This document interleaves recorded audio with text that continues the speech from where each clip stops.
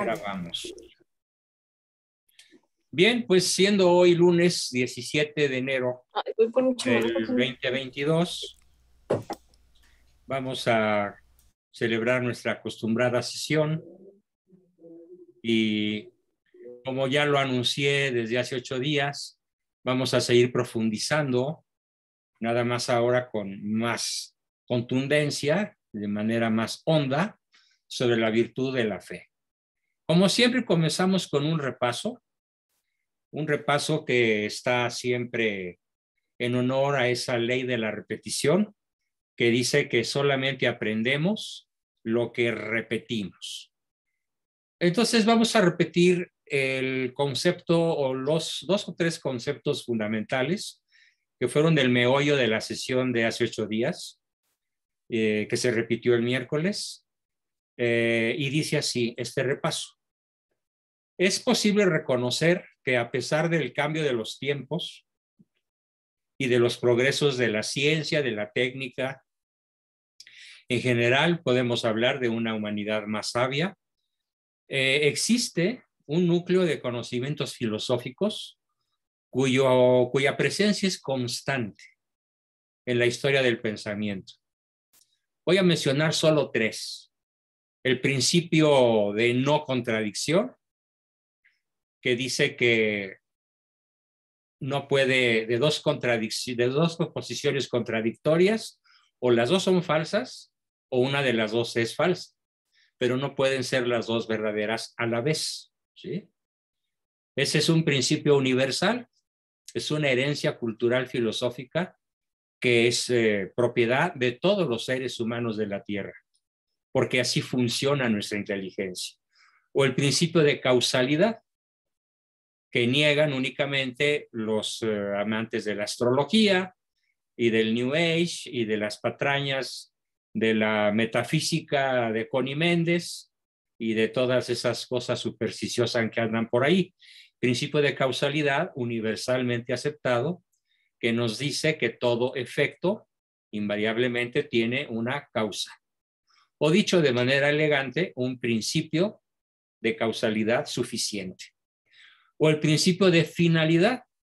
Todo ente obra en función de un fin que le es propio. Lo mismo las pulgas, que las bacterias, que cualquier microbio, que cualquier virus, que el ser humano, que una ballena, todo ente obra en función de un fin que le es propio. Y además todo ente inteligente obra en función de un fin inteligente.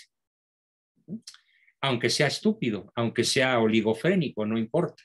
Dentro de su enorme limitación, también obra en función de un fin inteligente.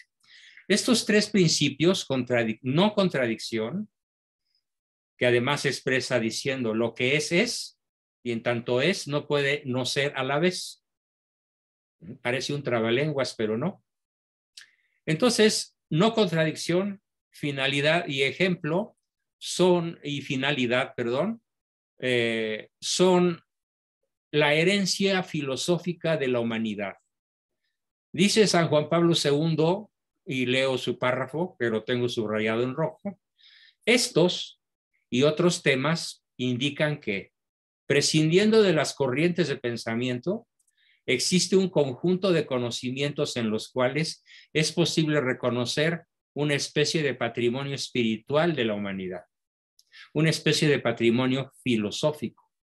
San Juan Pablo lo llama una filosofía implícita, por la que cada persona, ¿sí?, opera inteligentemente, aunque de forma genérica y no refleja. Requiere cierta educación, pero ya un niño de 5, 6, 8 años que adquiere uso de razón, maneja estos principios, aun cuando no los conozca nominalmente. Cuando la razón, pues, logra intuir y formular los principios primeros y universales del ser y sacar correctamente de ellos conclusiones coherentes de orden lógico, entonces puede considerarse una recta razón, o como la llamaban los antiguos, ortologos o recta ratio. Ortologos en griego, recta ratio en latín. La recta razón. Cuando una persona pierde la recta razón, el principio de finalidad, el principio de causalidad, el principio de no contradicción, podemos hablar de un esquizofrénico, de una persona que ha perdido la razón. Eso quiere decir que una persona pierde la razón, o bien está sujeta a uno de los azotes posmodernos más terribles que se llama pensamiento mágico, del cual es una flagrante materia de ejemplo toda aquella persona que cree en horóscopos. ¿Sí? Cuando una persona dice, oye, tú pues ¿de qué signo eres? No, pues yo soy Piscis. ¿Y tu esposa? Ah, pues Escorpión. No, hombre, con razón se la pasa maltratándote. Pobrecito pescadito en manos de una tremenda escorpiona. Y ya así la persona, digamos, supersticiosa, resolvió el perfil de personalidad de un Piscis y de un Escorpión. Nada más absurdo y alejado de la realidad.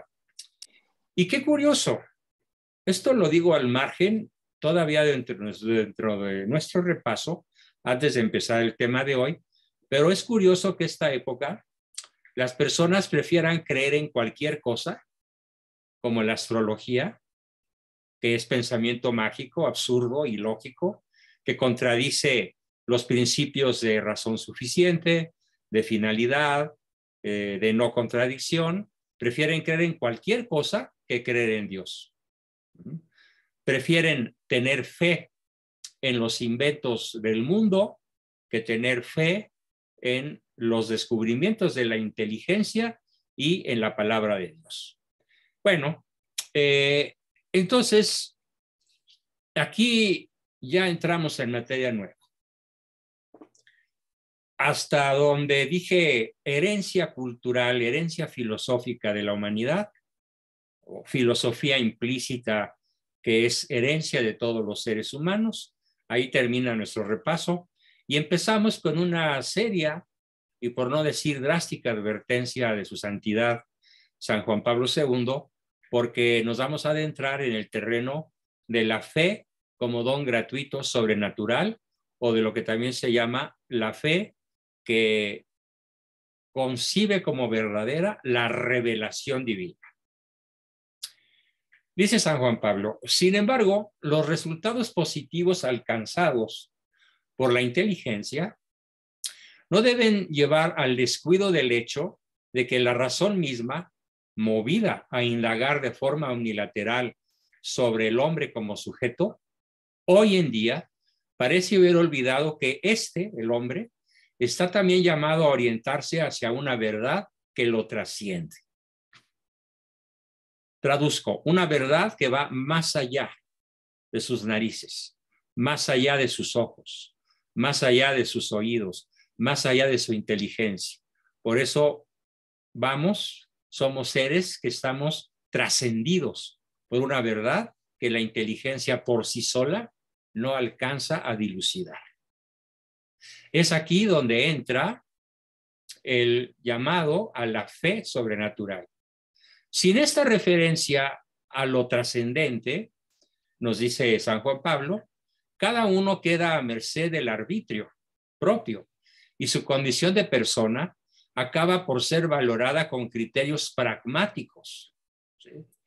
Basados esencialmente en el dato experimental, en el convencimiento erróneo de que todo debe ser dominado por la técnica.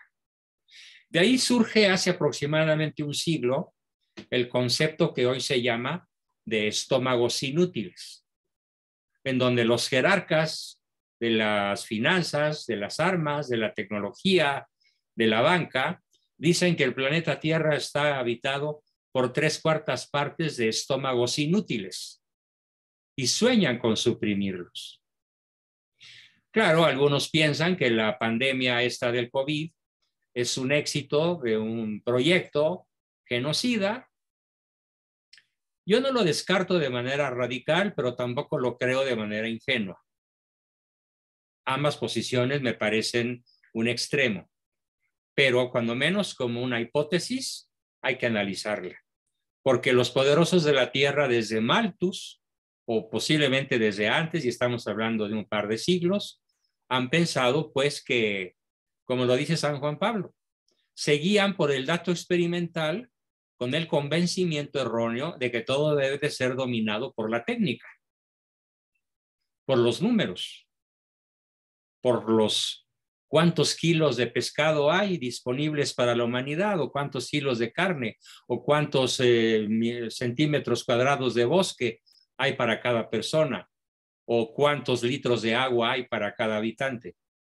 Con estos criterios, evidentemente, es a donde hoy la humanidad naufraga, y como lo vamos a ver en esta sesión, se topa con una serie de absurdos que vamos a llamar fenómenos posmodernos. ¿Sí?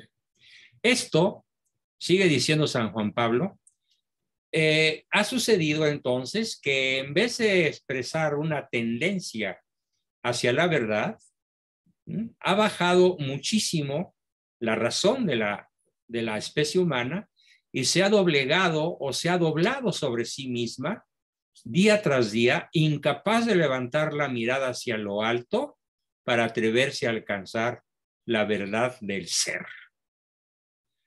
¿Qué quiere decir? Digamos, interpretando un poco las palabras de San Juan Pablo en su formidable encíclica Fe y Razón, que si nos atenemos estrictamente a los hallazgos de la inteligencia humana en materia de quién soy yo, de dónde vengo y a dónde voy, la inteligencia humana, prescindiendo de la revelación divina, necesariamente habrá de equivocarse. Y entonces nos dice, esto ha derivado en varias formas de agnosticismo, es decir, agnosticismo, la imposibilidad de conocer a Dios, y de relativismo, nada es bueno, nada es malo, todo es del color del cristal con que se mira, ambas tendencias suicidas que han llevado a la investigación filosófica a perderse en las arenas movedizas de un escepticismo generalizado. Quisiera que cada uno de ustedes pensara en su entorno sociocultural y me hiciera una ecuación. ¿Cuántas de cada 100 personas que ustedes conozcan tienen una fe firme e ilustrada? Yo diría que es un mínimo. Si alguien se atreve a contradecirme, me daría muchísimo gusto. Pero aún en mi entorno social, que tuvimos el privilegio de tener en nuestra familia filósofos y teólogos de primer nivel, como mi padre, mi tío Juan Carranza Chávez, y filósofos de la talla de José Vasconcelos, converso a la mitad de su vida, y otros por el estilo. Aún así, en mi entorno, ¿cuánto falla la fe ilustrada y abierta a la revelación divina? Es verdaderamente lamentable. Y por eso le doy una particular importancia a esta sesión y a todas las que continúan bajo este mismo tenor, en el cual voy a hacer énfasis en que la persona verdaderamente inteligente y que tiene una verdadera fe, sí, descubre las verdades esenciales con la inteligencia de la inmortalidad del alma y la existencia de Dios, pero se queda a mitad del camino o tal vez en la mitad menos uno si no se abre con plena humildad, con plena inteligencia también a la revelación divina, a la palabra de Dios y al testimonio de vida de nuestro Señor Jesucristo. Todas las preguntas al final váyanlas anotando, por favor. ¿Sí? Entonces, en esta perspectiva, y vean ustedes de qué manera tan contundente y tan rotunda nos enfrentamos a que todo el mundo opina. Todo el mundo opina de todo. Y entonces andamos por ahí diciendo, respeta tu opinión como yo respeto la tuya. Y el ejemplo que suelo dar es el mismo que sucedería en un salón de tercero de secundaria, donde el profesor está impartiendo una clase de química y pone una fórmula, y entonces un alumno pone la fórmula X Y y Z, y dice que esa es la fórmula del ácido desoxirribonucleico, y otro pone otra fórmula y otro pone otra fórmula, y total de los 40 alumnos cada quien puso la suya. Y a la mera hora el profesor los reprueba a todos, excepto al que puso la fórmula correcta. Y los otros 39 alumnos, ¿qué le van a decir? No respetas nuestra opinión. Estás cometiendo un crimen de odio. Y es lo mismo que vemos a nuestro alrededor. Por ejemplo, en esa iniciativa que está fraguándose para el mes de enero, en el que un grupo de morenarcos, mejor dicho, están planteando castigar con la cárcel a todo agente religioso y sus agentes y sus representantes que se atrevan a criticar el aborto, el matrimonio homosexual, el consumo de drogas recreativas y todo lo que es la ideología de género, y van a ser condenados por propalar crímenes de odio. Porque ellos tienen la verdad, ¿sí? Sin embargo, pues no es más que una opinión. Entonces hoy el gran drama que nos señala San Juan Pablo II es que esta perspectiva en la cual la razón la razón hace caso omiso de la revelación, ¿a qué conduce? A que cada quien vive y cree y pelea y da su vida por una simple opinión, pero no por la verdad completa. Lo cual, vuelvo a decir, no le quita a la filosofía el valor enorme que tiene para darnos un sí a la inmortalidad, un sí a la existencia de Dios, pero que si se queda hasta ahí, fracasa en explicar la vida completa de quiénes somos y hacia dónde vamos y de dónde venimos.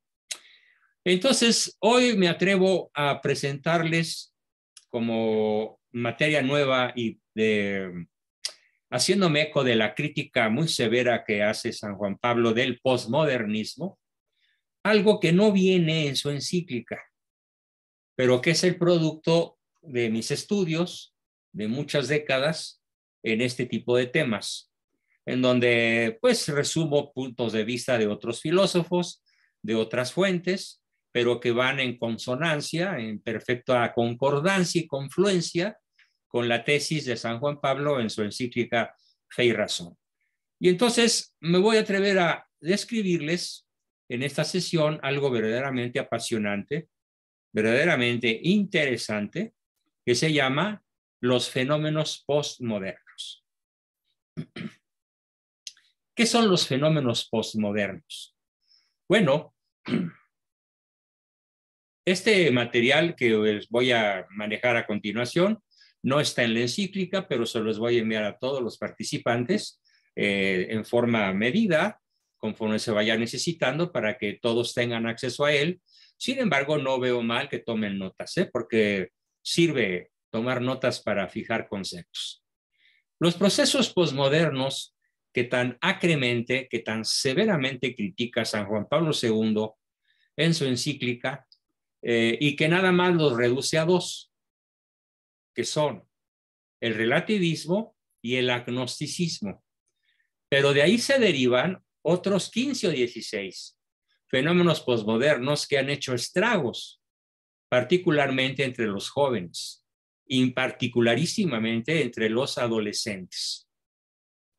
Así que en honor a nuestros hijos jóvenes y a nuestros adolescentes que todavía anden por ahí, a los solteros sobre los cuales todavía podamos tener influencia, desgraciadamente ellos no lo saben, pero son los más afectados por un posmodernismo a ultranza que ha hecho carta de naturalización con una serie de fenómenos que disuelven la inteligencia y aniquilan la visión trascendente del futuro personal y del futuro de la humanidad. Es decir, impiden una visión trascendente de la vida. Estos fenómenos se describen como una era de feliz evolución hacia una nueva era de amor y paz, en donde no importa el sexo si el amor es puro, por ejemplo, ¿no?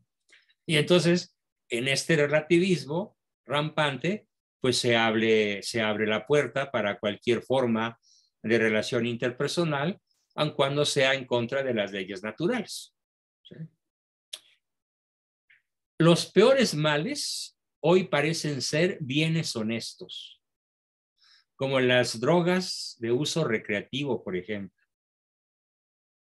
Sí se considera un bien honesto y un derecho personal inalienable que la Constitución mexicana protege.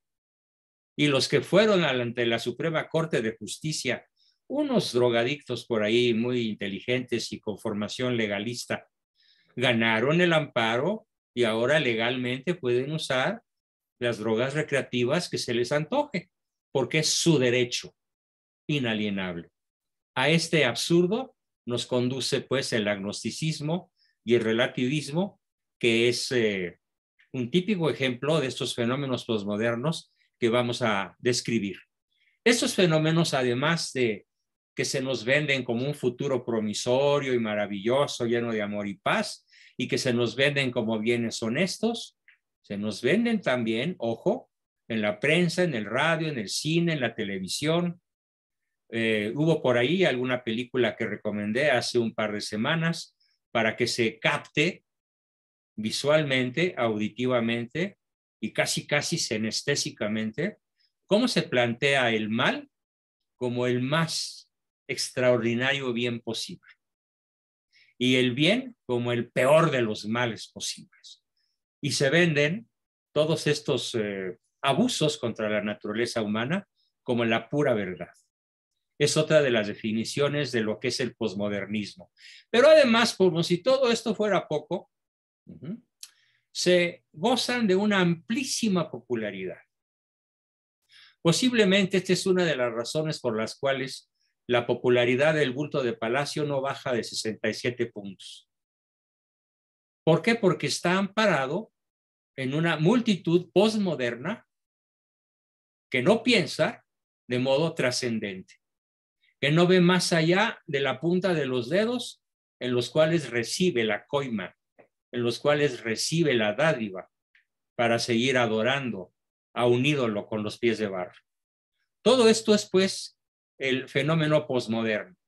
Nos duelen profundamente, la decadencia se vende como amor y paz, los peores males parecen ser los bienes honestos, se venden como la pura verdad y gozan de una amplísima popularidad.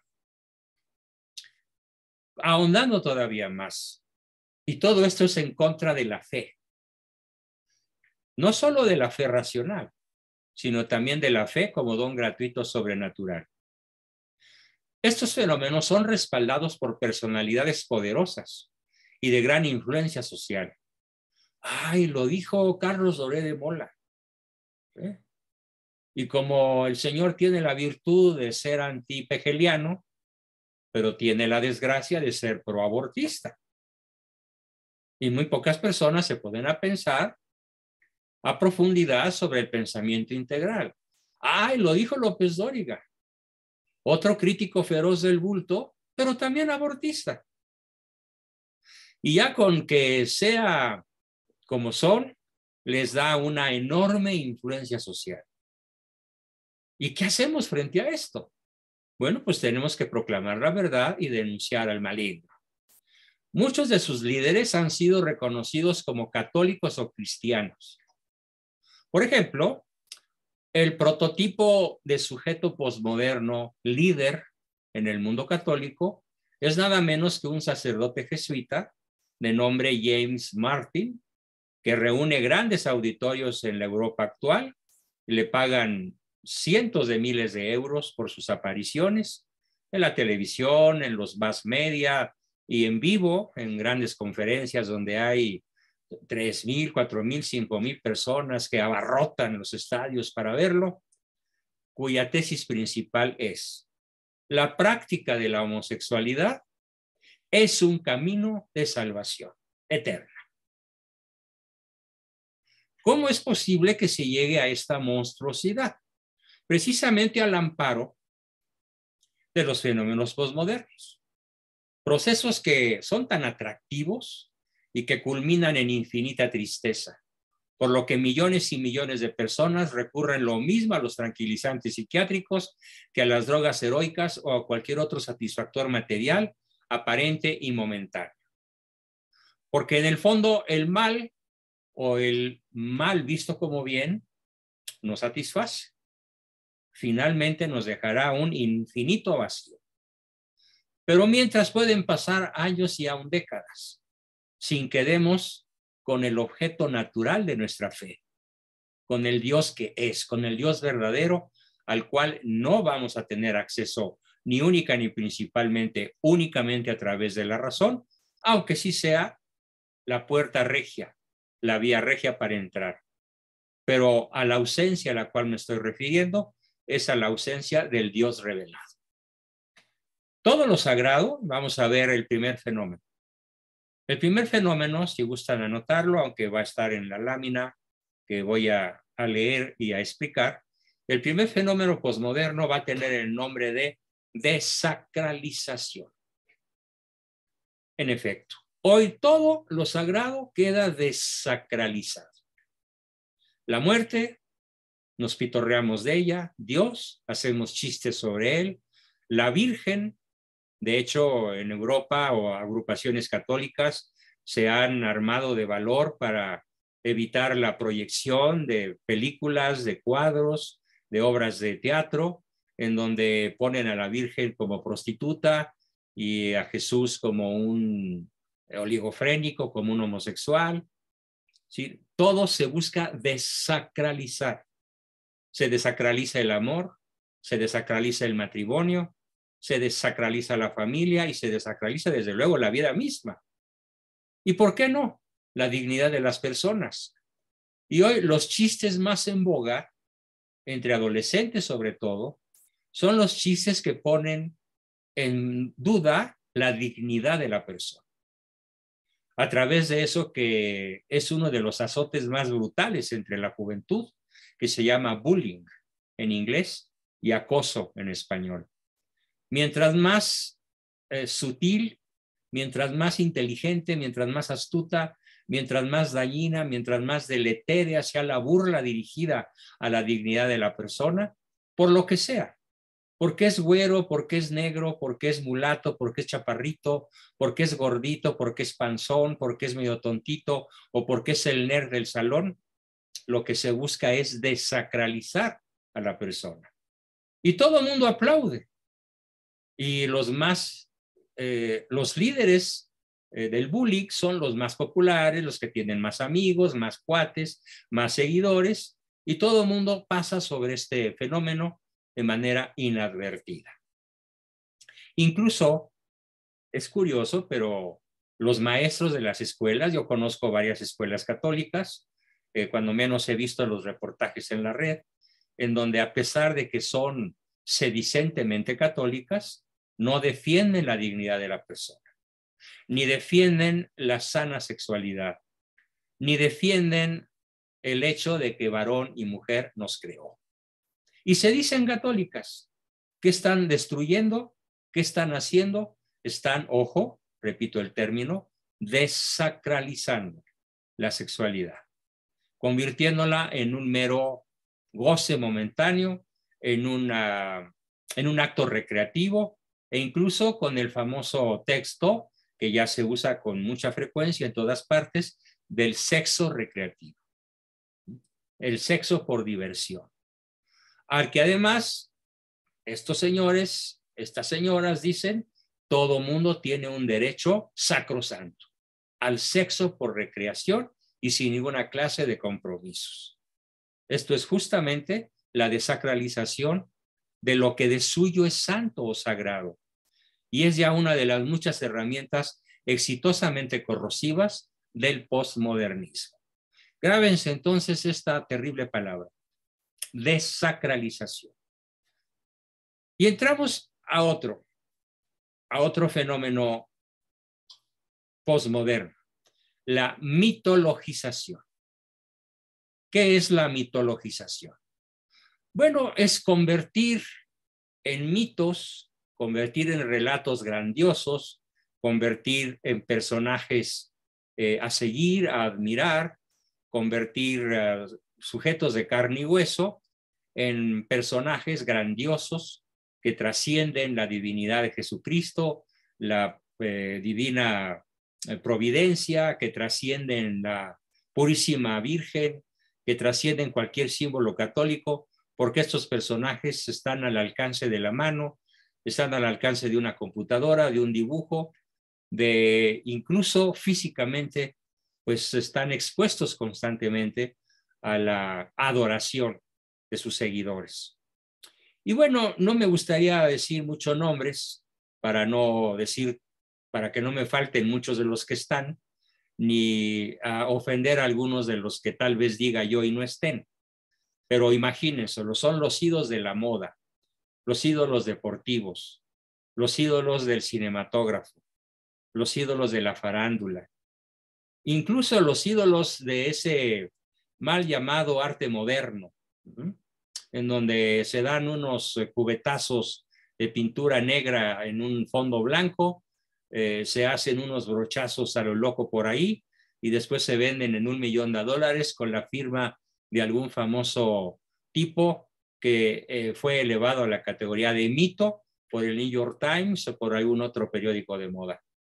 Este fenómeno de la mitologización atrae multitudes y es la forma de vida pues de cientos de miles de personas que en cierta forma depredan la intelectualidad, la espiritualidad, la vida anímica, la vida afectiva de cientos de millones de telespectadores, porque esos telespectadores viven adorando a sus figuras mitológicas, tal como los antiguos adoraban a sus mitos de aquella época. Y en aquella época, pues estábamos hablando de Zeus, de Afrodita, de Júpiter, de Palas Atenea, de Marte, el dios de la guerra, de lo que gusten. Eran los mitos de la antigüedad, ahora sustituidos por personajes de carne y hueso que han sido elevados a la categoría de ídolos. Bueno, ahora entramos a un tercer fenómeno que se llama trivialización. ¿Qué es la trivialización? Se parece mucho a la desacralización, pero son de hecho primas hermanas, la desacralización y la trivialización. Hay que entender el significado de la palabra trivial, es decir, es algo superficial y sin importancia. Es algo que no vale la pena. Lo trivial es algo pasajero. Sufrí un dolor de cabeza trivial, por así decirlo. Se pasó en media hora, no me subió la temperatura, no fue gran cosa, y sí, es un fenómeno trivial porque no fue un fenómeno trascendente, ni fue un fenómeno agobiante. Bueno, pero lo malo no es que la palabra trivialización se aplique a lo realmente trivial. El problema es que la trivialización se aplica a lo que realmente y de suyo no es trivial, que es trascendente, que es esencial, que es fundamental. Y es así como lo primero que se trivializa es la vida del nonato. No, hombre, es un montón de células. No, hombre, no es un niño, es un conjunto de células, pero no son una persona, no son un ser humano. Vamos a sacarlo para que tú sigas tu vida sin ningún problema y sin ninguna carga, ni económica, ni afectiva, ni biológica, ni de ningún tipo. Entonces, el colmo es que se trivializa la vida misma. No solo la vida del nonato, sino la vida en cuanto tal. Bien, y está tremendamente extendido. Vuelvan a hacer el análisis de cuántas personas en su entorno se oponen de manera radical al aborto. Hagan su análisis y verán cómo los números nos son tremendamente desfavorecedores para aquellos que defendemos la vida a ultranza, por cualquier motivo y en cualquier circunstancia. Otro ejemplo de trivialización es cómo se trivializa la conciencia de pecado. No, hombre, ¿qué tanto es tantito? Y así, al trivializar la conciencia del pecado, no se duda en realizarlo. ¿Por qué? Porque cometer un pecado mortal no se evalúa, no se considera, no se sopesa como es, se trivializa, se vuelve algo venial, se vuelve algo intrascendente, algo superficial, algo que no tiene peso en la vida del sujeto ni va a afectar su trascendencia. Para mí, como psicólogo, puedo decir que una gran parte de mis pacientes deben sus hondos problemas emocionales a la pérdida del sentido del pecado. Y como la pérdida del sentido del pecado no elimina el pecado, al menos en su aspecto material y visible, las consecuencias son horrendas. Las consecuencias generalmente terminan en hondas depresiones, terminan en suicidio, terminan en alcoholismo, en adicción a tranquilizantes, cuyas dosis son crecientes, no alcanzan a regresar el sentido de la vida a la persona que ha trivializado su conciencia, en fin. Así que este tipo de trivialización, este tipo de posmodernismo, que es la trivialización irreverente, porque esta es otra cosa, la irreverencia, ¿sí? Ha invadido prácticamente todos los espacios de la vida humana, sin excepción. Y un fenómeno, un acontecimiento que también se trivializa es la Santa Misa y la palabra de Dios. Es como tomarse o no un vaso con agua. Es como ir o no a una fiesta aburrida. Es como ir o no a una reunión intrascendente. Y no. Cuando realmente se entiende lo que es la misa, y sobre todo en estos momentos de tanto riesgo de contagio por contacto físico, bueno, la misma Iglesia y desde el mismo Vaticano se ha dado la instrucción de que sea válida la misa vista por internet, y tiene la firma de los grandes autoridades del Vaticano, del prefecto para la defensa de la conservación de la fe. Por lo tanto, es válida. Pero de todas maneras hay que entender, para no trivializar este formidable acontecimiento que es la Santa Misa, hay que entender que se trata de la muerte y la resurrección de Cristo. Se trata de algo que se repite, pero de manera incruenta. Ya no corre la sangre, como en el Gólgota, pero la mejor definición, trivializada ahora, desacralizada también, es que la Santa Misa es la repetición incruenta del sacrificio del Calvario. Y por eso tantos millones de católicos dicen, pues no van, ni siquiera teniendo la facilidad, la comodidad de tenerla a su alcance con un clic en el teclado de su computadora. Todo esto está pues trivializado. Pero hay otro fenómeno posmoderno, aparte de los dos que llevamos, que son la desacralización y la trivialización. ¿Y por qué estamos revisando estos fenómenos posmodernos? No nos perdamos, recuerden, porque son obstáculos formales contra la aceptación de la fe como don divino sobrenatural. Son obstáculos brutales contra la apertura intelectual, emocional y vital para la palabra de Dios, para aceptarlo al verbo divino, al verbo encarnado, hecho hombre, muerto y resucitado por nosotros, para aceptarlo como verdaderamente Él es. Todos los fenómenos pues posmodernos contribuyen a trivializarlo y desacralizarlo, y otro todavía más evidente, descristianización. ¿En qué consiste la descristianización? Bueno, me voy a ir al Tribunal Europeo de Derechos Humanos, que en la ciudad de Estrasburgo sentenció contra el Estado italiano.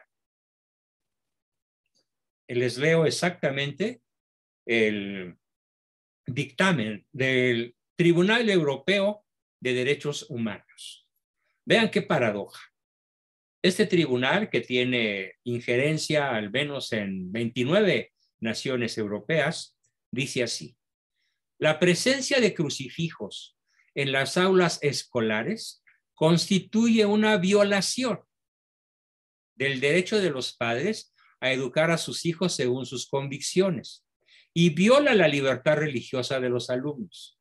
La Corte no puede entender cómo la exposición en las clases de la escuela estatal de un símbolo que está asociado al catolicismo puede servir al pluralismo educativo esencial para la conservación de una sociedad democrática. Bueno, pues parece una parrafada digna de aplaudirse. Parece, pero no lo es, porque está de facto el Tribunal Europeo prohibiendo que las escuelas católicas de Italia tengan un crucifijo como el que se ve a espaldas de Yasmín, con toda claridad, o a espaldas de Mario, ¿sí? O un símbolo como el que se ve probablemente a espaldas mías, la figura de una guadalupana. ¿Por qué? Porque la Corte Europea no pudo entender cómo la exposición en las clases de una escuela estatal de un símbolo asociado con el catolicismo pueda servir al pluralismo educativo esencial para la conservación de una sociedad democrática. A ver, traduzcamos este párrafo. Quiere decir que la pluralidad democrática, la suma de millones de opiniones diferentes y contradictorias, fíjense qué contrasentido y qué paradoja, forman una verdad. Es como si yo les preguntara, ¿con cuántos kilos de oro pueden dar un litro de agua? Pues no aplica. Entonces, ¿con cuántas opiniones individuales podemos formar una verdad? Así sean 8,000 millones de opiniones, no hacen una verdad. Por lo tanto, con base en la pluralidad de opiniones, de un plumazo, de un golpe, la Corte, el Tribunal Europeo de Derechos Humanos, termina con el más esencial de los derechos humanos, que es el derecho de la libertad de credo.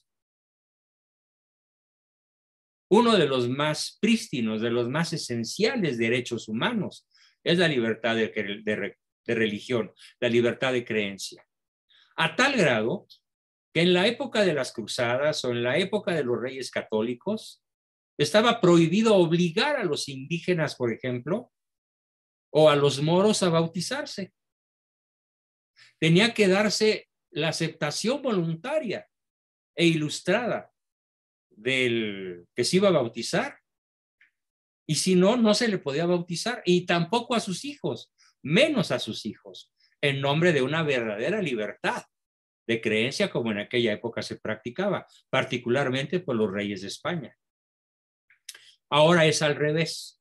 Ahora se suprime el derecho de que en una aula 40 alumnos católicos tengan un crucifijo, porque atenta contra la sociedad democrática. Esto es, pues, un clarísimo ejemplo del proceso de descristianización.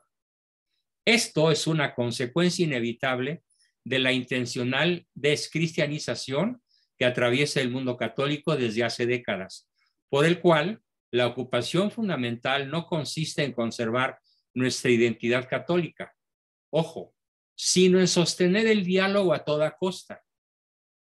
Ahora consiste en el estar de acuerdo, aun con las posiciones más destructivas y distantes de la nuestra. Tan distante y opuesta como Cristo es verdadero Dios y verdadero hombre, como Cristo es solamente un profeta o Cristo no existió. Es un invento de la Iglesia Católica para dominar a la tierra. Tres posturas que hoy son de una fuerza tremenda cada una de las tres, aunque probablemente la más numerosa de estas tres sea la católica. Pero cuando un católico se enfrenta en un país europeo a la necesidad de sostener su fe en público, es automáticamente cancelado, automáticamente prohibido e incluso borrado de las redes sociales en nombre de la sociedad democrática.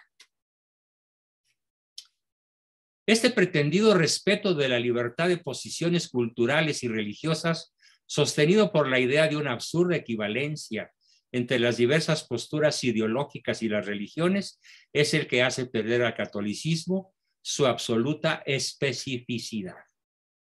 No, nada más exclusivo, nada más excluyente que el verdadero catolicismo. Incluso apelando al principio de no contradicción. O eres o no eres. Si eres católico, no puedes ser solamente cristiano.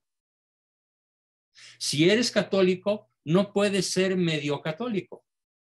Así como, y voy a poner un ejemplo muy bobo, así como si alguna de ustedes está embarazada, no puede estar ligeramente embarazada por el mero hecho de tener 3 semanas de embarazo o unas cuantas horas, porque estás totalmente embarazada o no lo estás, o estás totalmente católico o no lo estás.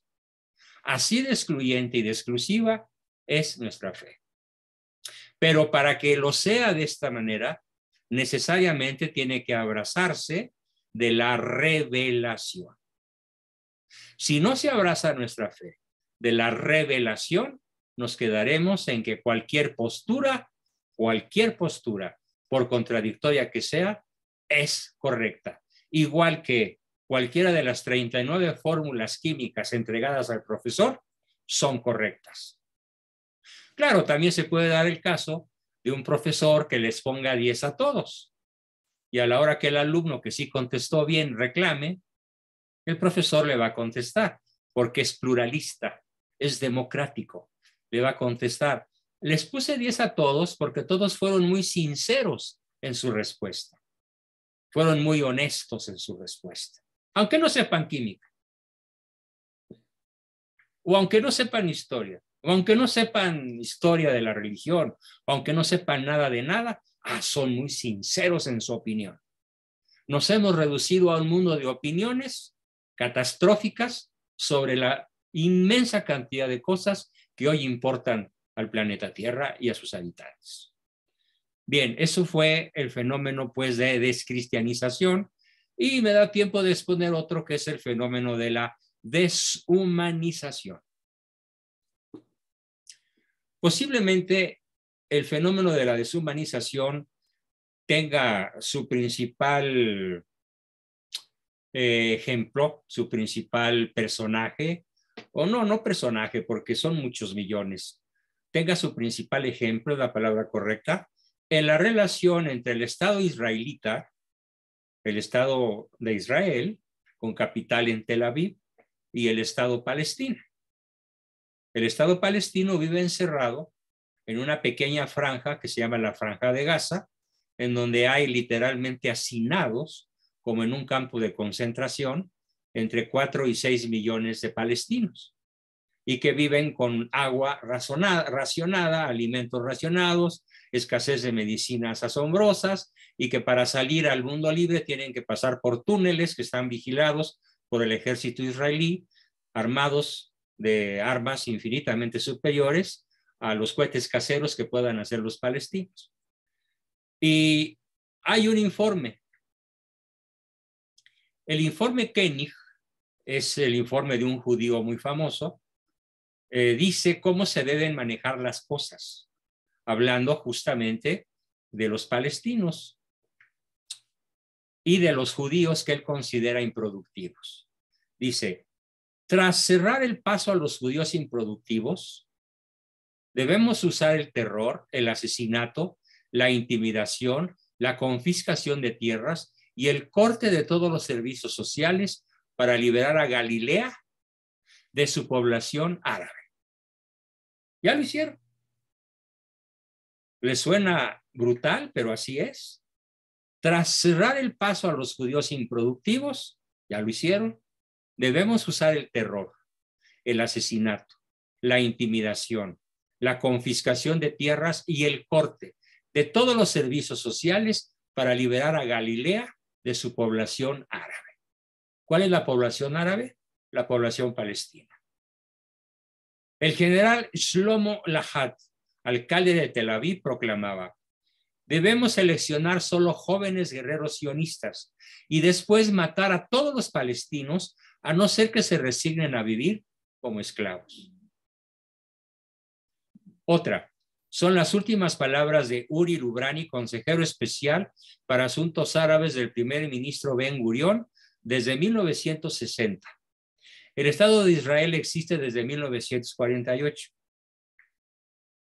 Bueno, pues ya van a ser en el 2028 80 años de esto. Literalmente desde 1960 se aplica esta política. Vamos a reducir a la población árabe a una comunidad de leñadores y camareros. El único trabajo que puede desempeñar en el mundo de Israel un palestino, un árabe, es leñador o camarero. Mozo, lavacoches, cuidacoches o camarero de algún hotel 5 estrellas en Tel Aviv. Y finalmente, la Asamblea Sionista, dirigida por los amos de la tierra, instalan la siguiente política inhumana, pero que se ha extendido a otras muchas naciones de la tierra. China, la India, que hoy considera bajo la misma perspectiva a quienes creen, a los católicos. ¿A quienes creen en China? A los católicos. Claro, son minorías. En China y en India son minorías los católicos, como lo son los palestinos respecto de Israel. Pero la misma política que voy a decir aplica como un maravilloso ejemplo, un perfecto ejemplo de lo que es la deshumanización. Dice así, esta política: me niego a renunciar a la gran visión final, que es un componente orgánico, espiritual e ideológico de mis aspiraciones sionistas, porque las fronteras de las aspiraciones sionistas son el interés del pueblo judío y ningún factor externo podrá limitarlas. O sea, ningún individuo árabe podrá limitarnos. Así, un Estado judío parcial no es el final, sino el principio. Estoy convencido de que nadie puede impedirnos que nos establezcamos en otras partes del país y del planeta, de la Tierra. ¿A quién creen que obedece el bulto de Palacio? ¿A quién creen que obedece Biden? Y todos los presidentes de Centroamérica y Argentina y Chile y Brasil no, perdón, me equivoqué, con Bolsonaro no, pero sí Ecuador, sí Perú, sí Chile, que acaba de votar por un sionista, guerrillero de izquierda, donde en 1936 se formuló con toda claridad que mediante procesos de deshumanización, el sionismo habrá de gobernar todas las naciones de la tierra. ¿Cómo se puede explicar el fortalecimiento en países como México de estas políticas a escala global? ¿Cómo se puede operar aquí de modo tan impune que tengamos a alguien en Palacio destruyendo sistemáticamente a nuestra amada nación?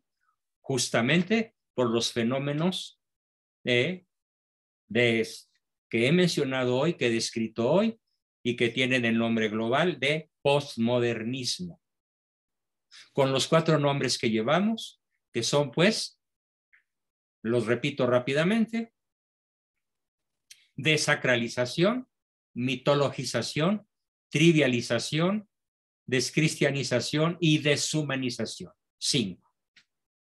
Nos faltan otros que veremos la próxima vez, igualmente interesantes, igualmente letales, algunos más sutiles, algunos no tanto, algunos más burdos, pero que es importantísimo entender por qué hoy somos un país, como lo describió un cardenal europeo que vino a México a casa de mi padre teniendo yo 9 años.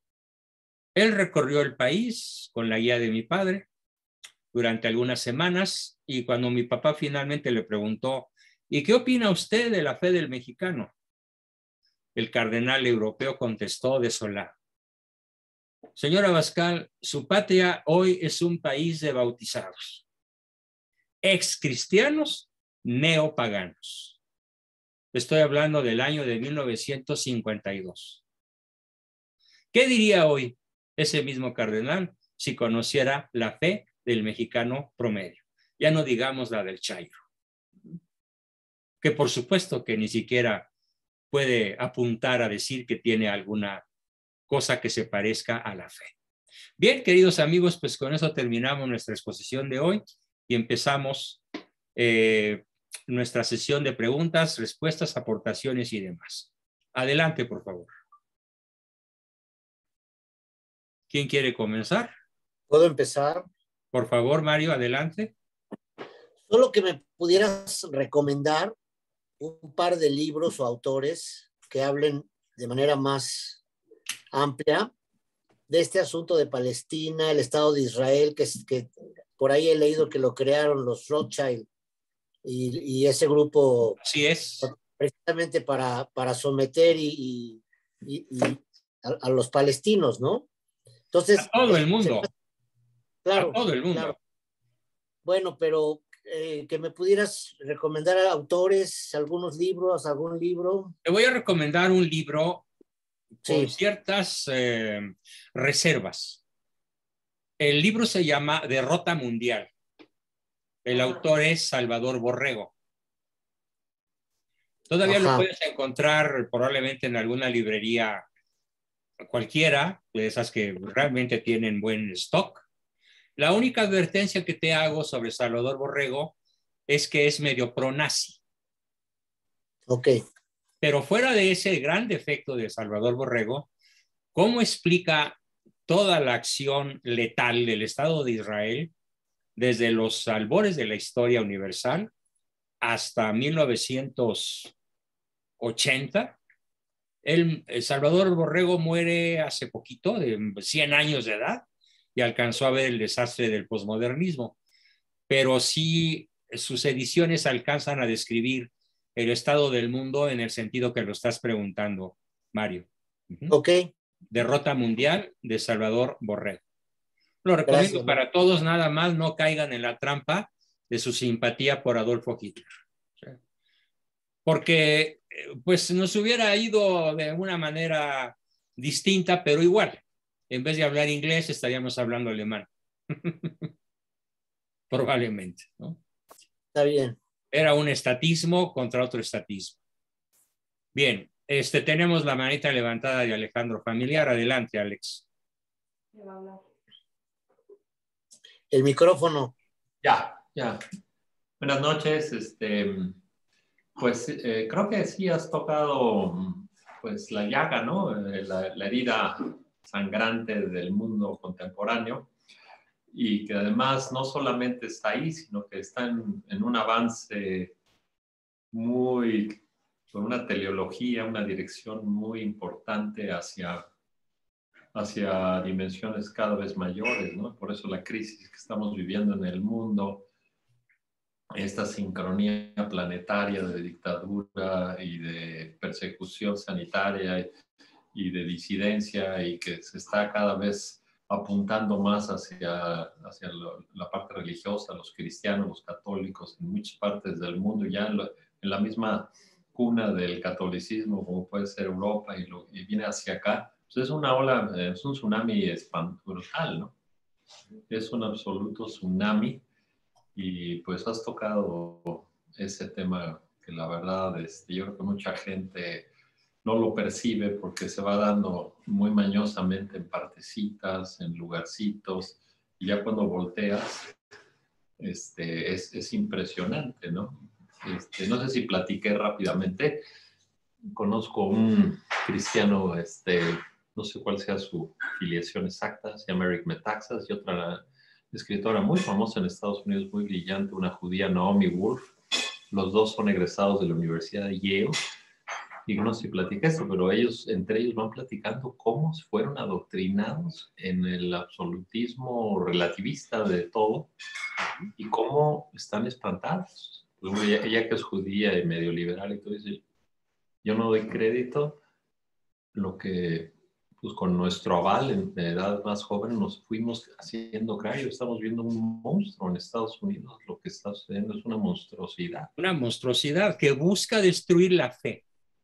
Oh. Tanto en su vertiente racional, que es la herencia filosófica común de la humanidad, como en su vertiente sobrenatural, que es la revelación cristiana. Por esa razón vale la pena conocer las armas del enemigo. Estos 5 fenómenos que he planteado hoy son diseños artesanales hechos a mano con un cerebro diabólico, con una visión de la historia encaminada al triunfo del anticristo y a borrar del corazón y de la mente de todos nosotros la fe, que es el tema que centralmente nos ocupa en este ciclo de sesiones. Entonces tenemos un adversario colosal. Ya sabemos el resultado final del partido, pero mientras nos puede llevar la tía de las muchachas a cada uno de nosotros, ¿no? Por decirlo de la manera más chistosa posible, ¿no? Nos puede cargar el payaso si no estamos con una fe profundamente cimentada en la inteligencia y en el corazón y desde luego en la revelación, de la cual nos ocuparemos muy profundamente. La revelación es el enemigo a vencer por parte de estos adversarios que hoy tuve el enorme gusto de presentar. No sé si ya más cerrando, por ahí hay unos videos en YouTube, todavía están activos porque han censurado infinidad de cosas en YouTube, ¿no? Que no van con la narrativa cada vez más totalitaria, ¿no? Se llama Las profecías de San Juan de Jerusalén. Y que es un cántico como de muchas estrofas y que yo lo vi hace 8 años o algo así, cuando nada de lo que está pasando me hubiera yo imaginado que estaría pasando. Y todo es un estribillo que dice, cuando llegue el año 1000, después del año 1000, cuando llegue el año 1000, después del año 1000, y es una descripción, parece que nos están retratando en el mundo actual, y empieza diciendo que todo el signo de revelación será borrado.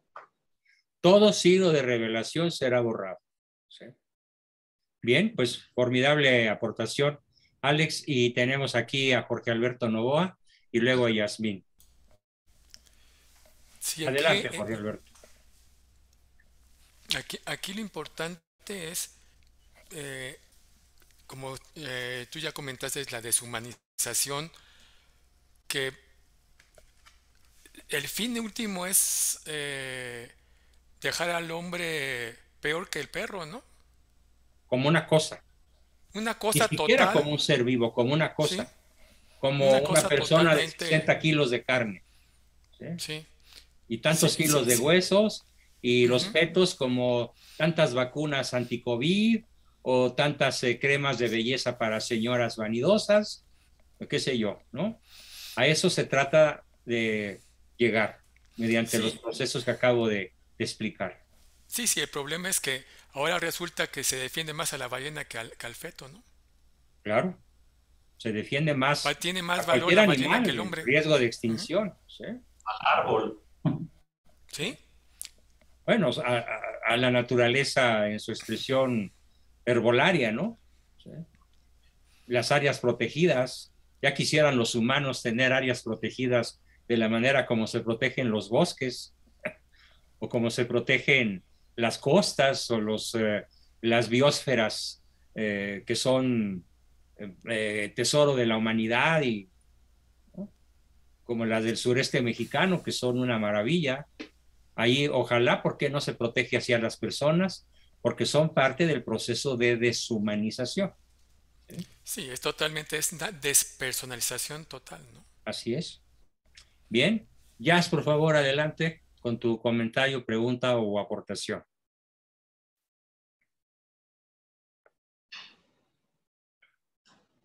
No se oye, ¿eh? Tu micrófono, por favor.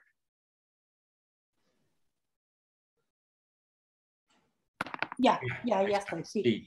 Bueno, yo quisiera comentar 3 cosas de todo lo que hoy nos compartió usted, doctor. Una de las cosas cuando usted nos hace una pregunta, bueno, una ecuación de que a cuántas personas conocemos con las que realmente vemos que conocen, aman y defienden la fe. Así lo interpreto yo. Sí. Entonces, yo yo crecí más espiritualmente acá en Estados Unidos porque vine a poner la rodilla en el piso y a morder el piso. Y empezar de nuevo y a sacar lo que ya conocía de mi infancia. Pero sí me he dado cuenta que hay un gran desconocimiento, no quiero decir ignorancia, porque hay mucha gente que cree en Dios, tiene su fe revelada, pero no conocen nada. ¿Por qué? Porque no tuvieron la fortuna de que no fueron formados.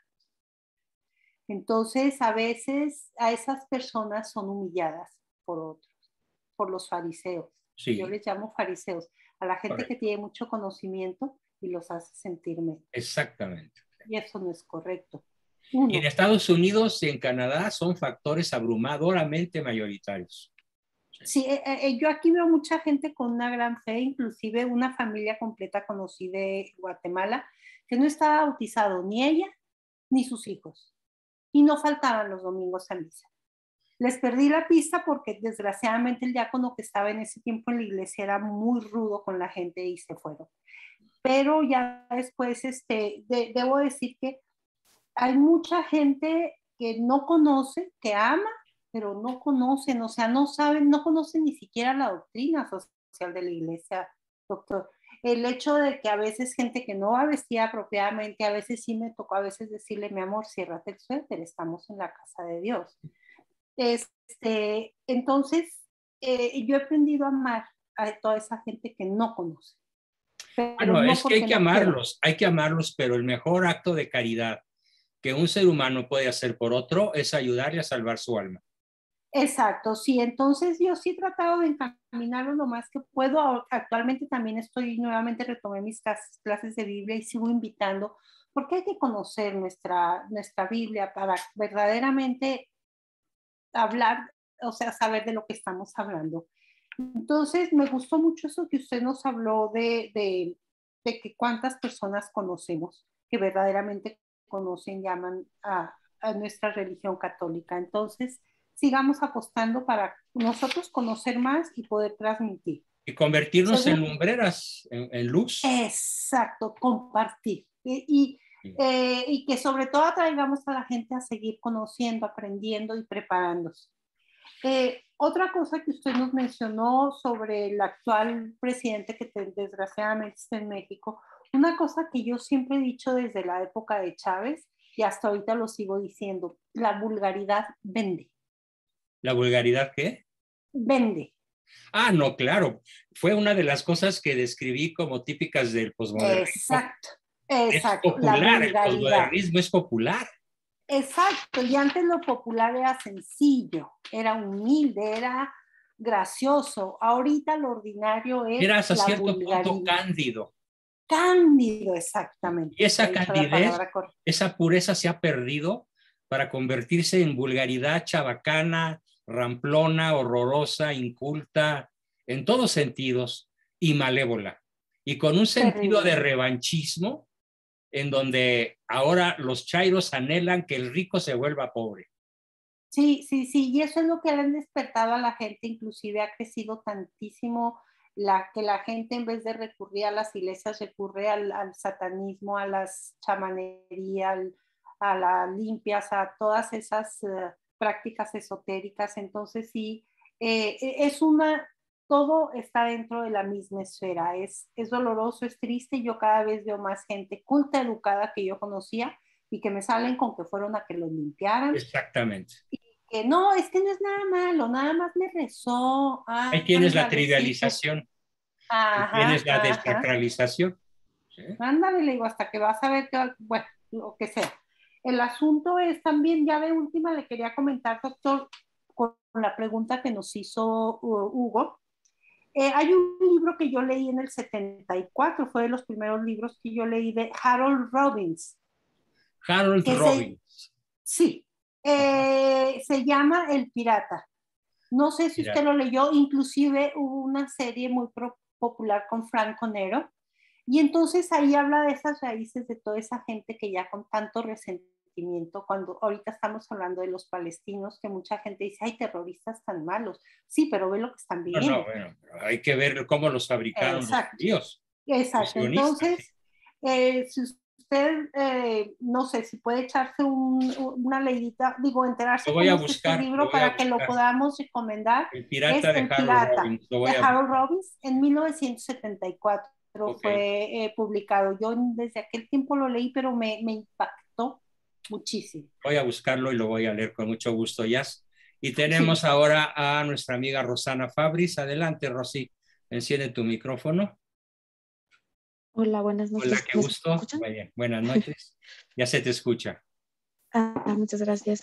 Bueno, quería hacer como unas aportaciones de justamente lo que decían de qué tan deshumanizados estamos, pues al grado en el que no tenemos, la gente ya no quiere tener hijos, pero quiere tener perrijos, ¿no? O gatijos. Exacto. Y les compran carriolas, comida especial, pero un bebé que está en el vientre humano no es un bebé, no es un ser humano, ¿no? Es más, están más protegidos en México los huevos de tortuga que un feto, ¿no? Un bebé, un humano. Sí. Entonces, está penado con cárcel comerse un huevo de tortuga, pero no el matar a un ser humano. Exacto. Entonces, como la incongruencia, ¿no? Sí. Y otra cosa era déjame justamente ahí, lo que veníamos ahorita hablando. terminas tu intervención. Antes de que se me olvide, déjeme contarles una anécdota. Acabo de tener un choque frontal terrible. Incluso el sujeto que estaba del otro lado de la cámara, porque estábamos en una entrevista Zoom, se enfureció cuando le dije que era inconcebible que su perrita tuviera más importancia que su esposa. Literal. Se vio cómo tomó la mesa y la derribó de la furia cuando le dije que ese era un acto de inhumanidad y que el terapeuta profesional que yo era no iba a aceptar de ninguna manera que su esposa fuera menos importante que la perrita del señor. A ese nivel, y sus amigos pensaban igual. Tus amigos de la prepa y compañeros de parranda. Sí, pero ibas a decir algo más. Perdón, es que justamente lo veníamos diciendo mi esposo y yo hoy, que les dije, es que no puedo creer que haya sido tan rápida la forma en la que se sometió a toda la gente mundialmente en cuanto a ninguna imposición ideológica había sido tan eficaz y tan rápida como por ejemplo esto de lo del portar el cubrebocas, si no tienes un pase sanitario no puedes entrar a ciertos lugares, pero que se ha estado hasta acosando a las personas, se llevan a la cárcel en caso de que no tengan un cubrebocas en muchos países. O sea, es un sometimiento tremendo, y el que la gente te juzgue si tú no traes un cubrebocas, ¿no? ¿Cómo lo lograron tan rápido? Fue algo que le dije a Raúl, es que no fue que tan rápido, sino como era que nos prepararon con antelación, nos fueron quitando los valores, nos fueron quitando la tradición, los principios, y entonces fue muy rápido que nos metieron miedo muy fácil, ¿no? A todos.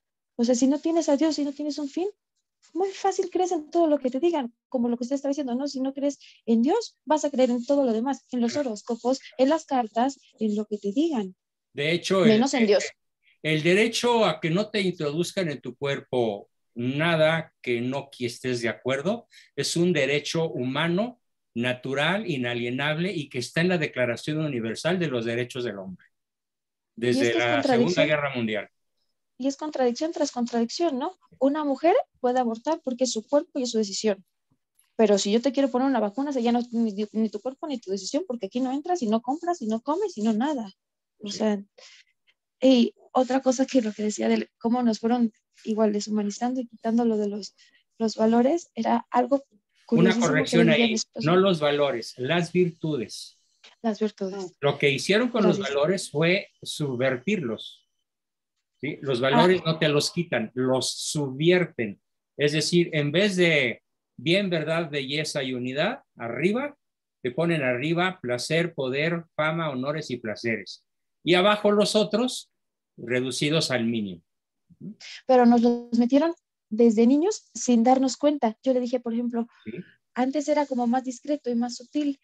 Hace unos años me analizaron, un amigo que es psicólogo me analizó las caricaturas como los pitufos. Me dijo, si te fijas, los pitufos son los 7 pecados. ¿Me explico? Gargamel es un sacerdote que vive en un monasterio y su gato, Azrael, son nombres de arcángeles. Ellos son los Demonios. malos. Ajá, ellos son los malos, los que están persiguiendo a los pitufos que te caen muy bien y son muy lindos y son así, pero son los 7 pecados.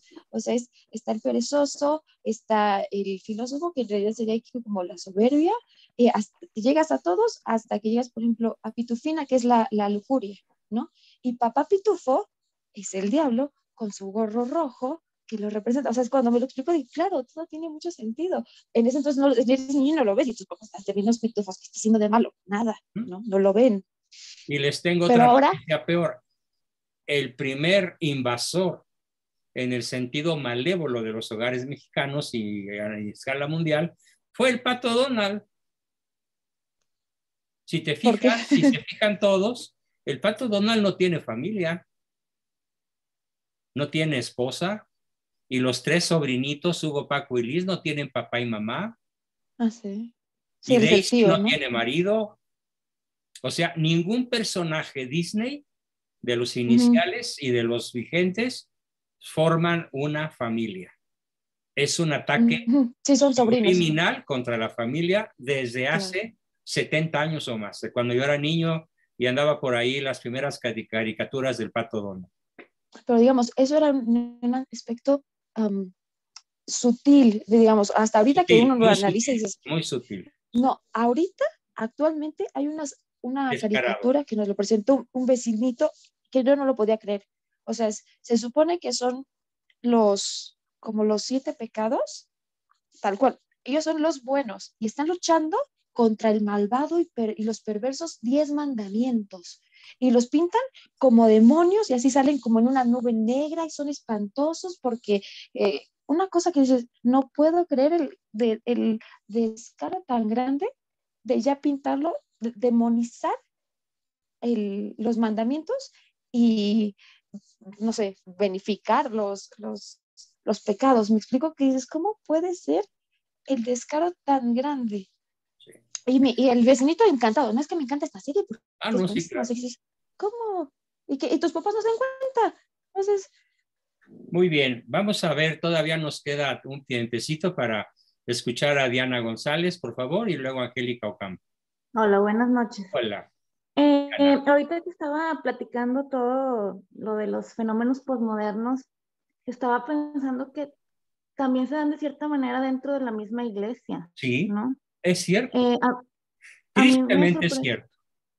sí, Sí. a mí me sorprendió mucho cuando inició la pandemia que cerraran las iglesias. O sea, ¿cómo es posible que te preocupes por la salud física más que por la salud espiritual de las personas? O sea, no tener acceso a los sacramentos en una situación de encierro, de enfermedad, de pues una situación muy difícil. O sea, no tener acceso a los sacramentos, a mí me pareció pues una trivialización de lo que es. Tribalización y desacralización.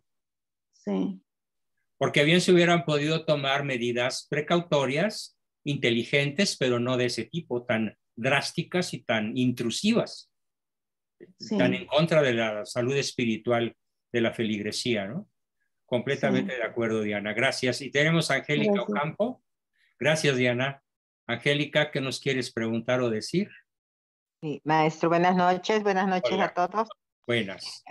Solamente un comentario, maestro. Sí. No sé, ahorita reciente en estas decembrinas que tuvimos, no sé si ustedes notaron algo en el ambiente o cómo ¿No? lo ¿A qué te refieres? transformaron. Por ejemplo, en México, vamos a decir, el Zócalo, su arreglo que tuvo. Yo viví, por ejemplo, 10 años en México y al inicio de diciembre ese alumbrado, todo eso tan hermoso, tan bonito, todo eso que iba haciendo ese ambiente navideño. Hoy creo que fue una feria. Cierto. Bueno, y se trastocó la palabra Feliz Navidad por la prohibición en Europa a decir Feliz Navidad. Era delito de odio y se tenía que decir Felices Fiestas. La primera que empezó con esto fue España. Así es. Pero, por ejemplo, el ambiente, o sea, se cambió totalmente al poner en el centro de cada lugar, vamos a decir lo que aquí se vivió en Veracruz y lo que vivimos aquí en Catemaco, porque también aquí está la cuarta transformación. Ah, sí, claro. La cuarta degradación. Exacto. Feria. Feria. Pusieron feria. Sí, ¿Cómo sí, ves?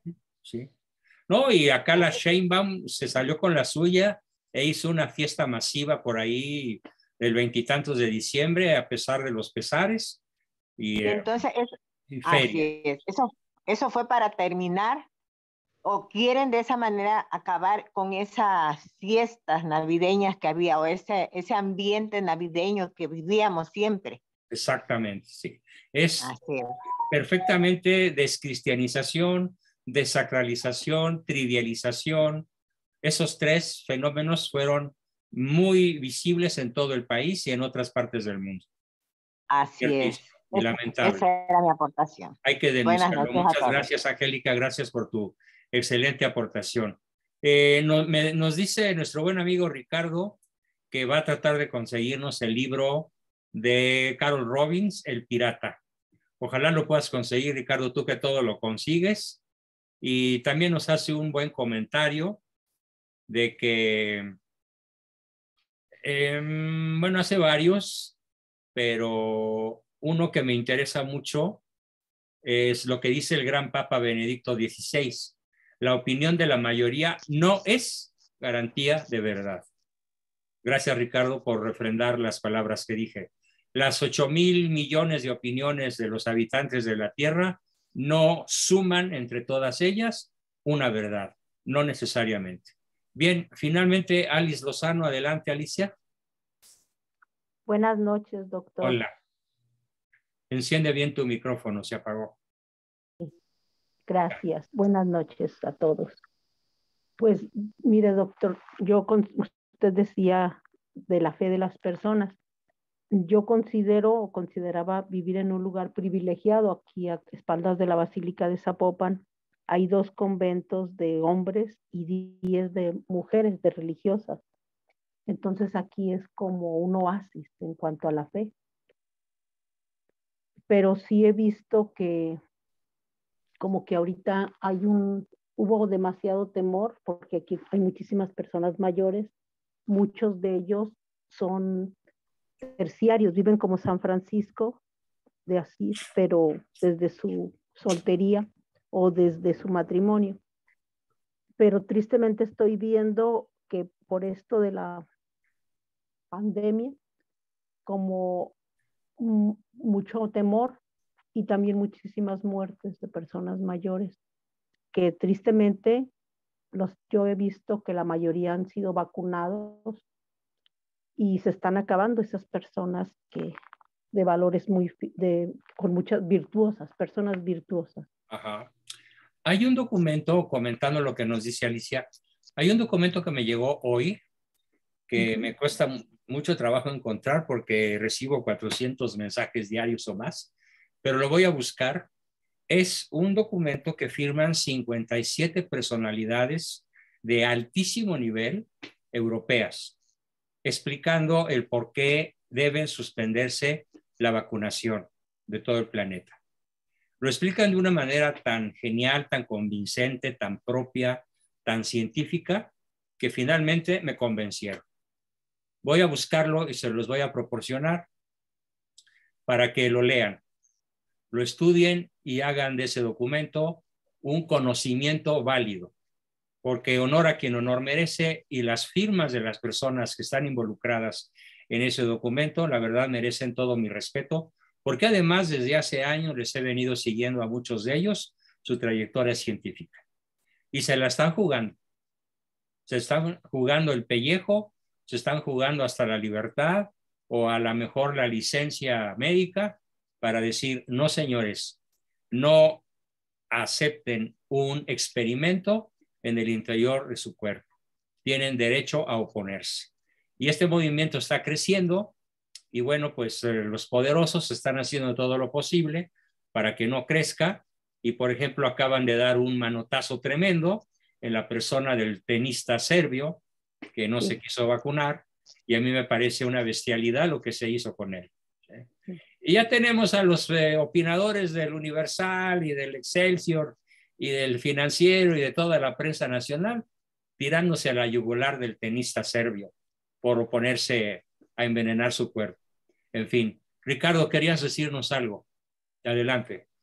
Muy rápido. A mí lo que más me causa miedo es la manera en que han hecho que el miedo cunda entre la gente y ahora la gente misma sea la que esté imponiendo la dictadura de los demás. Eso es lo que más miedo me está dando. Simple y sencillamente antes era el gobierno los que tenía que imponer todo este tipo de salvajadas y ahora no. Ahora, debido al miedo, es la gente misma la que le está haciendo el trabajo al gobierno. Yo he recibido presiones, como no tiene usted una idea, por no dejarme vacunar. Sí, me lo He imagino. recibido insultos en la calle, en un lugar que fui a hacer unas cosas de trabajo, se enteraron que yo no estaba vacunado y literalmente con violencia física me sacaron de una oficina sin darme ninguna explicación y me aventaron. Con violencia física me agarraron. Y eso es la gente y es por puro miedo. Por cierto, ya encontré el libro. Mañana se lo subo porque está en EPUB y necesito convertirlo a PDF. Ah, Ay, magnífico, gracias, bravo. Ricardo. Está Genial. buenísimo. Lo voy a Se chupar. publicó en el 74, pero yo, bueno, si es el que yo sugerí, yo lo leí en el 78, el de Harold Robbins. Porque Sí. ya nos compartiste el otro, ¿verdad? ¿Cuál? El primero que nos recomendó el doctor. Ya Recuérdame el nombre. Ya te digo. Disculpa, estoy muy lento porque he tenido... Derrota mundial. Derrota mundial. Eso ya lo tengo, se lo subo también al rato. Mañana. Ya. Alguien nos lo subió ya. Muchísimas gracias. Derrota mundial, bravo, qué bien. Sí, solo esa advertencia, aguas con el pronazismo del autor. No es un pronazismo exagerado o llevado a la posición mitológica, pero sí tiene fallas importantes a la luz de la doctrina social católica. Porque Hitler estaba muy distante, pero muy distante, de siquiera parecerse con su nacionalsocialismo a la verdadera solución, que es la que tiene la doctrina social de la Iglesia. Bien, esa es mi crítica al autor, pero fuera de eso, todo lo que él narra de cómo el sionismo se ha venido apoderando del planeta es de un gran valor histórico. Bien, tenemos la manita de Luli Hernández. Adelante, Luli. Hola, buenas noches a todos. Bueno, yo tenía varios comentarios que ya se me perdieron, pero al último sí tengo una pregunta importante. Con esto del libro que nos va a hacer favor de pasarnos y con los libros que nos han pasado, a mí me surge la duda de si no estamos cometiendo el pecado de robo por infringir el copyright. Son, te lo puedo decir, por ejemplo, de don Salvador Borrego, él al morir, estando yo presente, no físicamente presente, sino a través de unos amigos que estaban asistiéndolo por Zoom en sus últimos momentos de vida, él dijo literalmente que él quería que todos sus libros fueran del dominio público. Ok. Cualquier libro que yo recomiende es del dominio público. ¿Sí? Y estos otros, este último que mencionaron, ya el está de Derrota libre de... Mundial es del dominio público porque es de Salvador Borrego. No lo sé del de Carol Robbins, pero una edición tan vieja, yo creo que sí. Además, hay que utilizar el sentido común. Los libros que no tienen acceso a ser publicados en Zoom o en algún otro medio, cuando tú los tratas de subir, es imposible hacerlo. Le pregunto si no te suscribes al Universal, te pongo un ejemplo de cómo se manejan estas cosas. Si tú no te suscribes al Universal y quieres copiar un artículo del Universal para pasarlo a Word a tu computadora, no puedes hacerlo si no estás suscrito. Si estás suscrito, lo puedes hacer y lo puedes publicar. Y así. Mire, yo estaba bien feliz porque en Telegram he estado en varios grupos de donde suben un montón de libros así gratis para todo mundo y bien padre. Yo bajé muchísimos y encantada. Y daba por hecho que si estaban así era porque estaban libres. Pero después empezó a suceder que el mismo Telegram empezó a cerrar grupos por infringir los derechos. Entonces, entre esos libros iban muchos libres de derechos y muchos que no. Y yo entré ahí en crisis de cuál sí, cuál no. Por eso una vez le pregunté que cómo se sabía. Pero, o sea, de que pueden, pueden. O sea, sí. Ahí me di cuenta. Yo me he guiado mucho por la posibilidad de hacerlo o de no hacerlo. Ajá. O sea, los derechos de autor, por ejemplo, a mí me chutaron todos mis libros, los de Amazon, y los publicaron sin mi permiso. Ahora ya no pueden, pero yo tomé precauciones. Entonces, cuando un autor se siente ofendido o cuando la herencia de algún autor se siente ofendido, inmediatamente protesta. Yo, por ejemplo, todos los libros que publico en nuestros cursos son mi herencia cultural, mi herencia física, ¿sí? Y todos, absolutamente todos, son de mi propiedad, incluso por una carta de mi padre y de mi madre que me los heredaron con todos sus derechos de autor. Sí, ahí sí me queda claro que, por ejemplo, nosotros no infringimos derechos porque usted no los dona, pero no los debemos publicar porque ahí sí lo estaríamos haciendo. Eso me queda clarísimo. Sí, pero yo le digo para estos otros libros, porque yo le digo, yo estaba muy conforme pensando que si se publicaban era porque ya no pero mira, tenían... no te preocupes, si no hay dolo de tu parte, no hay pecado. Y si estás incurriendo en un error legal, ya te lo hará sentir el grupo afectado en tarde o temprano, como lo ha hecho Telegram, que nos decías hace un momento. ¿Sí? Sí, eso sí que no los comparto, no los divulgo y mucho menos los vendo, entonces eso sí es... Lo que no está prohibido nunca es el mundo de las ideas. Las ideas son de la humanidad. Entonces, si tú lees un libro y te impactan sus ideas, tienes pleno derecho a criticarlas, difundirlas, cuestionarlas o hacer con las ideas lo que quieras, porque las ideas son el patrimonio filosófico de la humanidad y literario. Sí, eso sí. ¿Sí? Bien. Bueno, pues queridísimos amigos, con eso terminamos nuestra sesión de hoy. Sigue, perdón, Alejandro. Nada más Rosana o Ricardo o alguna otra persona que a lo mejor quisieran, pudiera yo tener sus enlaces en Telegram o algo así, porque creo que tengo mucha información que tiene que ver con lo que expusieron aquí. Gracias. Muy bien, excelente. Bueno, el libro que estoy donando de ¿Por qué soy católico y por qué pienso seguirlo siendo? Sigue vigente la oferta a los muchos que todavía no se ponen a mano con la colegiatura de enero. Se los suplico, por favor, muy encarecidamente, porque sí me la he visto muy negras en este arranque de la cuesta de enero. Échenme la mano y yo a ustedes. Y nos vemos en la sesión del viernes, al taller Juan, de historia. Perdón, sí, Pablo. Juan, te hago una petición. Te hice el envío del dinero, ahí te puse lo de mi colegiatura de enero. Sí, lo vi, te lo agradezco mucho. Si me envías lo del libro también, por favor. Ah, por supuesto. Pues, claro que sí. Qué bueno que alguien me lo reclame. Me da gusto. Gracias, gracias. Por supuesto.